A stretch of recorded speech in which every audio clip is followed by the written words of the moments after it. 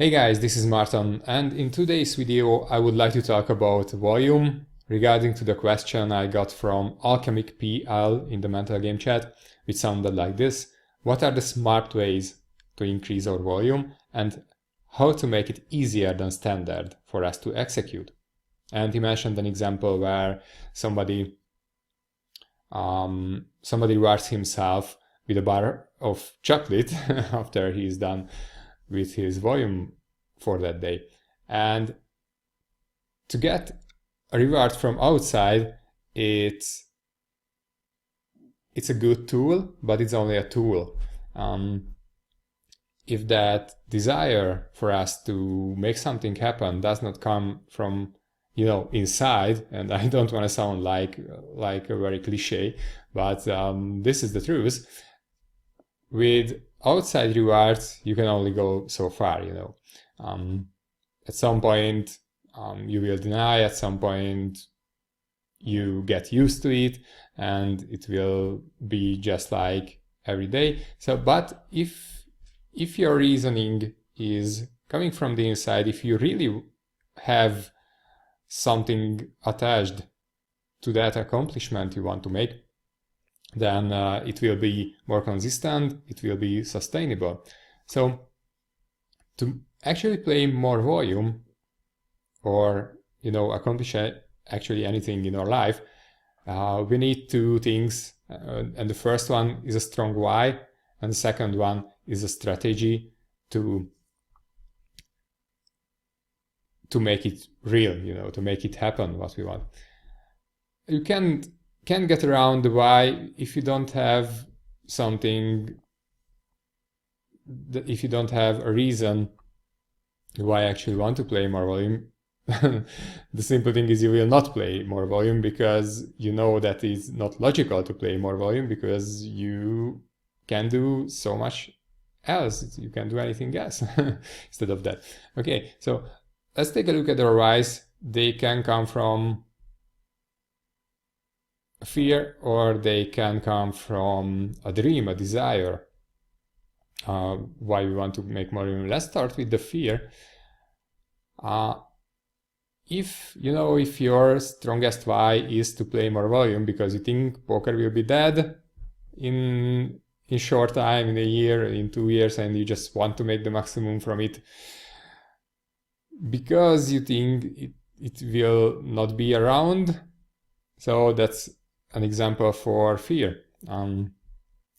Or if you think you are just not doing enough, you are lazy, you never did enough for your dreams, etc., etc., is coming from fear. It will last for a time. You will feel shit while doing all the things that are coming from this fear, so it will not be sustainable. It will lead to burnout and so on and so on.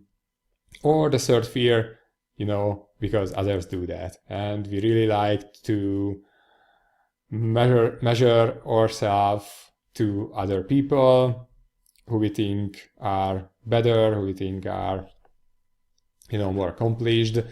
So those are only examples, but I think if you ask yourself these questions, that why I want to do that, and some kind of these come up, then you will know that your why is coming from a fear, and that is why it feels so hard to actually do that.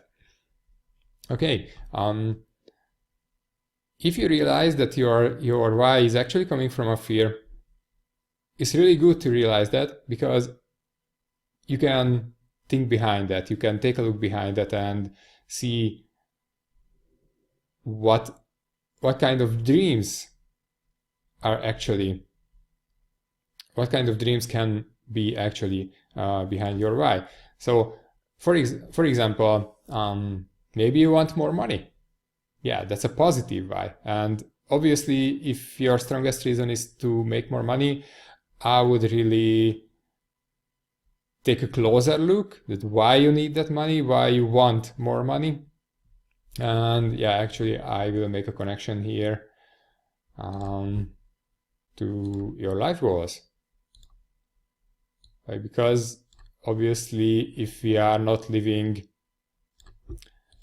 in a cloister and meditate for the whole day, then in this Western civilization, we will have some goals that cost money, and that's not bad.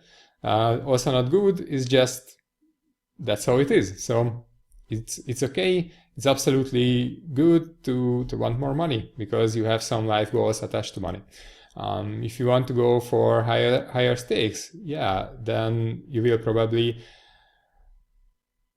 it will take some time to practice. So it will take some volume to actually practice those skills you actually learned. So that again can be a good reason. But also you want to think about it. Is it really what it takes to get to higher stakes, to actually play more volume? Yeah, you have to play some volume, but you actually want to implement those new skills you learned and continuously test yourself on that higher stake and go for that. And I already mentioned life goals. Again, it's just an example to take a look at what kind of life goals you will come closer if you play more volume. And that will determine your why, and that will determine why you actually want to play more volume. Okay. Again, those were only examples. Take a look at your why, ask yourself these questions, ask yourself why you actually would like to play more volume. What would more volume serve in your life? Yeah, maybe that's a better question. So ask yourself these questions and come up with your why that actually comes from a dream and not from a fear. Because if it comes from a dream, there will be no question that you want to make more volume, so it will be more easy. So let's get to the other side. How to come up with a strategy to actually put in more volume. And just like at our whys, we would like to make a strong distinction about how we actually create that strategy. And we can rely on two things. We can rely on our willpower as we execute that strategy, and we can rely on our environment. And as you already see, if we rely on willpower, we actually react to things that show up in our life randomly. So, if you relying on your willpower, if you say things like this, like, okay, I will play as much as I can. And obviously, if you get tired, then you will have a logical reason to just not play more because you are tired. And obviously, yeah, you will get tired, but we will get back to that, how we actually can manage your energy and to play the volume we actually want. You also know that you are relying to willpower if you say things like this: I will not look at my phone or Facebook or any other social network, or etc. etc. You know your strongest distraction probably. So if you tell yourself before your session or in the start of your day, okay, today I will not do that, then you are relying your willpower. And volume versus life, I would like to point to the fact that, life just happens. Any other opportunities show up in our day, like, okay, some friends call me that let's just go out, have some fun, etc., etc. If you always want to decide in the moment that, okay, what would be better for me? Do I want to play more, or do I want to go with my friends? I will always put myself in the situation to decide, and again, that will lead to burnout, that will lead to you will be really exhausted in every day, because decisions make us, tired, exhausted, not feeling very high on energy. Okay, let's get to the environment, and the environment is actually what we can create. And after we create that environment, that will serve us to make it easy to play more volume, to play more games. So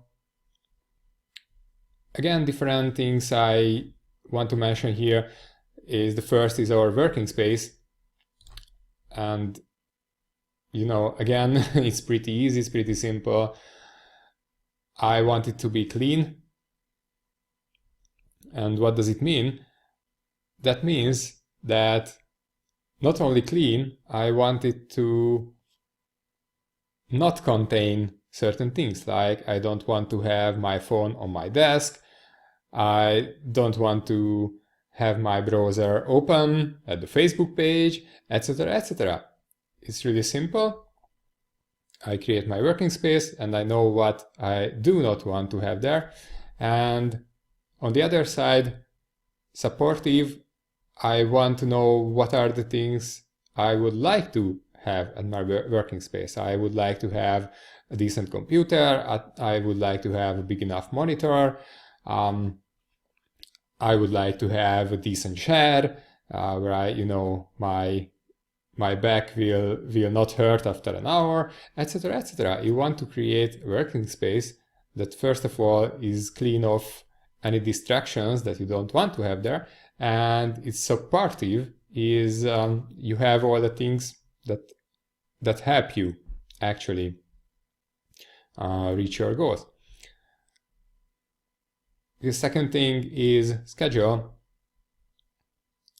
And I know that many poker players have a strong resistance towards the schedule, because the first things we started playing poker was because of freedom, because right now we can decide what we do and nobody tells us what to do.